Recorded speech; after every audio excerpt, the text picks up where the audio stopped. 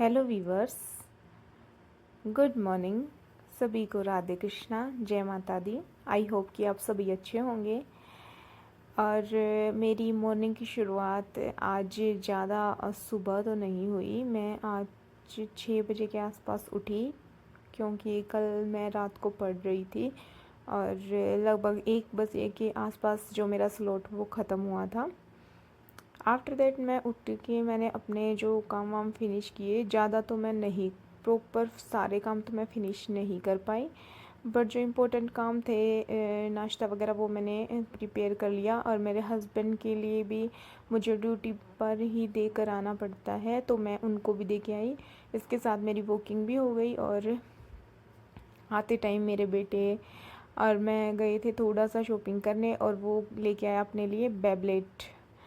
और फिर वो नहाने चला गया था और मैंने सोचा कि मैं अपना फ़र्स्ट स्लॉट है वो शुरू कर देती हूँ, क्योंकि अगर मैं ऐसे ही लगी रहूँगी तो शायद मेरा आज बिल्कुल भी कुछ नहीं हो पाएगा और मेरा किसी चीज़ में मन नहीं लगेगा जब तक कि मैं 1-2 घंटा अपनी पढ़ाई नहीं कर लेती। तो इसलिए मैंने सारे कामों से अपनी नज़र और मन हटा कर, क्योंकि बहुत मुश्किल होता है ये चीज़ कि कोई काम अगर बचा है और आप पढ़ने बैठ जाओ, तो मैंने अपना करंट का रिवीजन किया और बहुत अच्छे से मैंने अपने करंट का स्लॉट पूरा किया। चलो आपसे करंट का एक क्वेश्चन पूछ लेते हैं। आप मुझे ये बताएं कि अभी ओडिशा के बारे में बताएं कि ओडिशा में कौन सी नई योजना शुरू हुई है। ठीक है, हाल फिलहाल इसी लास्ट मंथ का एक करंट का क्वेश्चन है ये। ठीक है, आफ्टर दैट मैंने अपने ग्रामर की क्लास की और मैं बीच में तो रुक गई थी क्योंकि मेरे को कुछ कुछ और काम थे। आज मैंने नहाई और उसके बाद मेरे को पूजा पाठ भी करना था मेरे बेटे के नहाने के बाद। और फिर मैं पूजा पाठ करके और जो जो छोटे छोटे काम थे उनको करके दोबारा से बैठ गई और मैंने एक ग्रामर की पूरी जो क्लास है वो की। और अब मैं ग्रामर का टेस्ट तो मैं कल लगाऊंगी। कल मैं कोई क्लास नहीं करने वाली हूँ क्योंकि मैंने 2 दिन कंटिन्यू क्लास की है। तो कल मेरा पूरा टारगेट है कि मैं एरर्स वगैरह बनाऊंगी और या तो फिर मैं क्लास से बनाऊँ, एरर्स की ही क्लास लूँ स्पेशली, या फिर मैं टेस्ट लगाऊंगी। ठीक है, आफ्टर दैट मैं आ गई थी अपने सब्जेक्ट पर, क्योंकि मुझे लग रहा था कि आज मुझे सब्जेक्ट कर लेना चाहिए पहले ही। नहीं तो मैं कोशिश करती हूँ छोटे स्लॉट जैसे कि जीएस वगैरह के कर लूँ, बट आज मैंने पहले सब्जेक्ट ही उठा लिया क्योंकि कल मेरा सब्जेक्ट में बहुत ज़्यादा टाइम लग गया था। और आप सबको पता है, अगर आपने मेरी पिछली वीडियो देखी है तो कि मैं इंडियन लिटरेचर कर रही हूँ, उसके शॉर्ट्स नोट प्रिपेयर कर रही हूँ।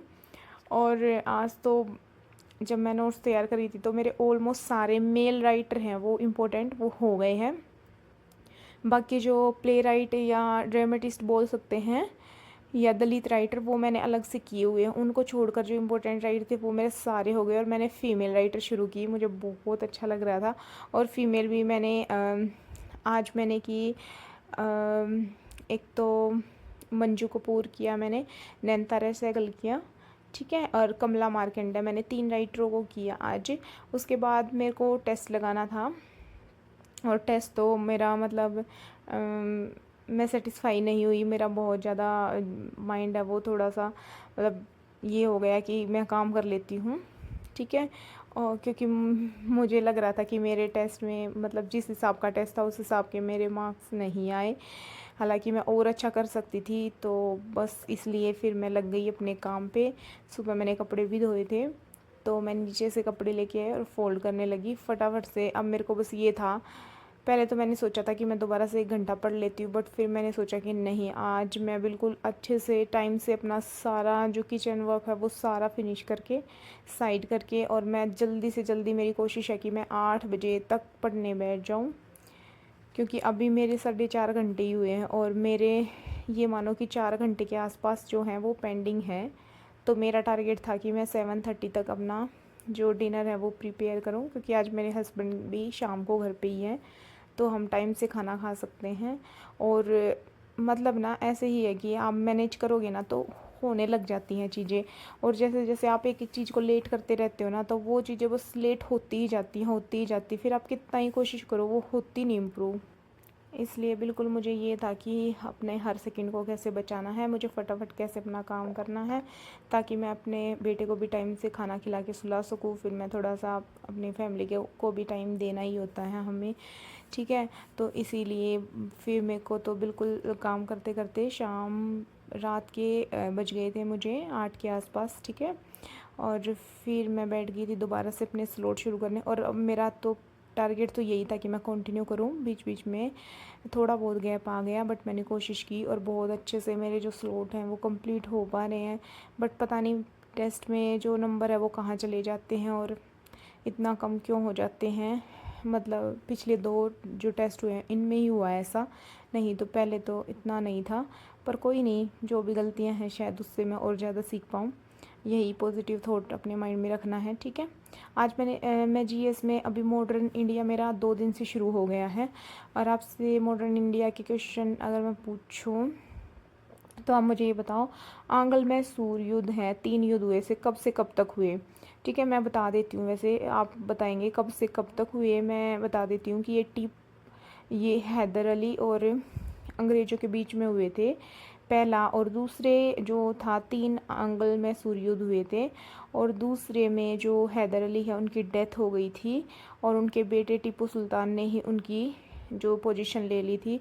और कहते हैं कि 2-3 दिनों तक तो अंग्रेज़ों को पता भी नहीं चला था कि हैदर अली की डेथ हो गई है। तो इंटरेस्टिंग बात है ये।